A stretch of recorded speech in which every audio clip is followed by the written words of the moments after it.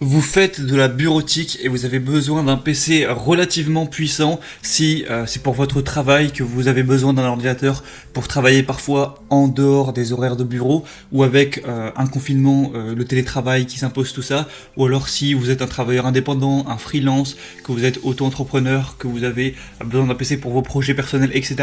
Ça tombe bien, donc on va tourner autour d'un PC qui est moyennement puissant, donc qui est bien pour tout ce qui est autour de la bureautique, donc pour faire tourner des logiciels, comme des logiciels de montage, des logiciels de comptabilité, des logiciels de graphisme, etc.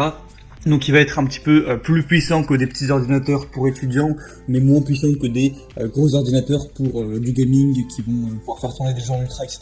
C'est un petit peu l'équilibre entre ces deux-là. Donc ça va être des ordinateurs personnels avec un prix qui va être correct, tout petit peu cher on va dire pour des ordinateurs portables, mais pour une assez grosse puissance, faut quand même mettre un minimum de prix, c'est normal, mais ça reste quand même assez abordable, bien plus abordable, comme l'a dit, que des gros PC gaming ou alors que des Mac, tout ça. Du coup, on va voir ça tout de suite, évidemment ce sera que des ordinateurs personnels portables, comme vous l'aurez vu dans le titre. Donc on va commencer tout de suite, donc je vais vous en présenter 3 par ordre de prix croissant. Et s'il y en a qui vous intéresse, eh bien je vous mettrai tous les liens dans la description.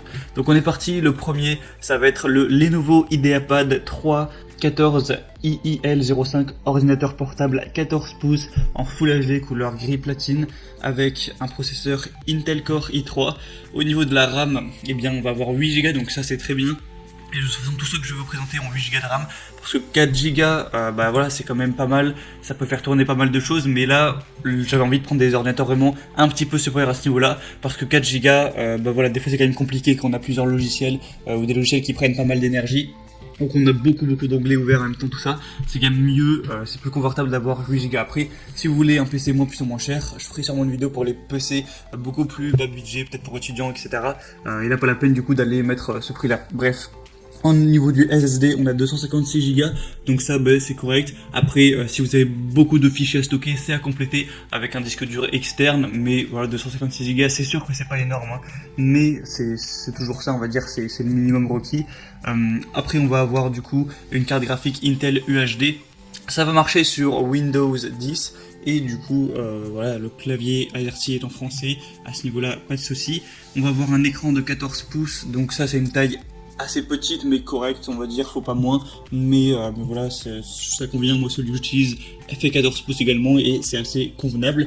Et du coup voilà, pour celui-ci il est assez complet, il va peser 1,6 kg, on va avoir 2 cœurs, donc voilà, c'est assez correct à peu près à tous les niveaux. Le prix est assez abordable pour celui-ci, donc ça peut être vraiment un bon rapport qualité-prix. On va avoir des bonnes évaluations avec 4,3 étoiles. Lenovo c'est quand même plutôt une bonne marque pour en avoir utilisé un pendant plus de 3 ans. Du coup voilà, c'est à vous de voir. Si vous voulez plus d'informations sur le prix, sur les évaluations des clients, les questions-réponses, etc., ce sera le premier lien dans la description de cette vidéo. Du coup le deuxième que je vais vous présenter, c'est le Asus VivoBook S4 13IA EK57 1T PC portable 14 pouces également. Donc au niveau de la taille de l'écran, ça va être la même chose. Au final, il a pas mal de similitudes avec celui présenté avant, sauf que là c'est la marque Asus. Évidemment, le système d'exploitation sera Windows 10. On va avoir 8 Go de RAM, donc à ce niveau-là, c'est similaire, c'est très bien. 8 Go, ça suffit pour faire de la bureautique. Après 16 Go, là ce serait vraiment pour faire tourner de gros trucs. 6 cœurs, donc ça c'est aussi c'est supérieur à celui avant, c'est plutôt intéressant. L'écran sera en Full HD, on va avoir un processeur AMD Ryzen 5 4500, processeur 2.3 GHz, 256 Go de stockage au niveau du SSD, donc ça également, voilà, c'est le minimum, mais ça fait toujours l'affaire. Il peut se connecter en Bluetooth, en Wi-Fi. Celui-ci a également des très bonnes évaluations avec 4,4 étoiles sur 5, sur plus de 140 votes de clients. Le prix est à peu près correct pour voilà, cette gamme d'ordinateurs portables. Et du coup voilà, c'est tout pour celui-ci.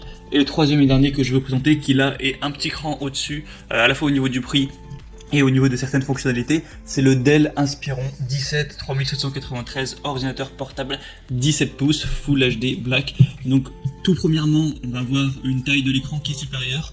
14 pouces, honnêtement ça suffit, mais ça peut parfois paraître petit, surtout si vous utilisez beaucoup l'écran, que vous utilisez des logiciels de graphisme, de montage vidéo par exemple, ou voilà, de choses comme ça. C'est toujours bien d'avoir un écran légèrement plus gros, donc 17 pouces, on a 3 pouces en plus par rapport aux 14 pouces, donc c'est toujours, ça fait toujours plaisir, c'est quand même mieux, donc ce point-là est positif.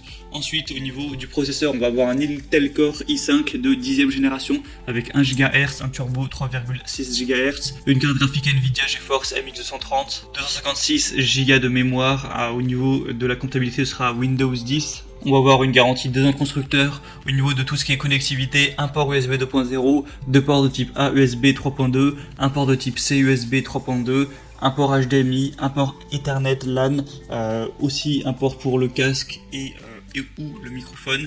Donc c'est complet, vous avez tout au final, parce qu'aujourd'hui il y a certains PC qui n'ont plus de port, quand ils sont trop petits, de port Ethernet, tout ça, donc ça c'est quand même bien pratique, même si c'est un PC portable. On a une bonne technologie qui permet, si vous le souhaitez, de connecter votre smartphone iOS ou Android au PC, donc ça c'est toujours pratique. Il va être beaucoup plus massif que les autres du coup, avec 2,78 kg, donc c'est plus lourd. Si vous prévoyez de faire énormément de transport avec, peut-être que c'est mieux quand même de prendre le premier ou le deuxième qui sont plus légers et plus petits, donc celui-là c'est plus pour quand même le bouger, mais pas trop on va dire. Après le petit bémol avec celui-ci, c'est qu'on va avoir un seul cœur, donc ça au niveau du coup de la puissance des processeurs c'est pas top, ce serait mieux d'en avoir 2 ou plus, hein. Mais voilà, c'est comme ça. Mais sinon on a quand même des très bonnes évaluations avec 4,4 étoiles sur 5 sur plus de 250, donc pourquoi pas non plus aller vers celui-ci. Du coup voilà, c'était tout pour ce top 3 des meilleurs PC de bureautique du coup qu'on peut retrouver sur le marché, donc avec une puissance assez correcte entre un petit PC étudiant ou un petit PC tout court, hein, ou un gros ordinateur qui va être plus un PC pour le gaming. Et du coup voilà, j'espère que ça aura pu vous aider à faire votre choix à ce niveau là.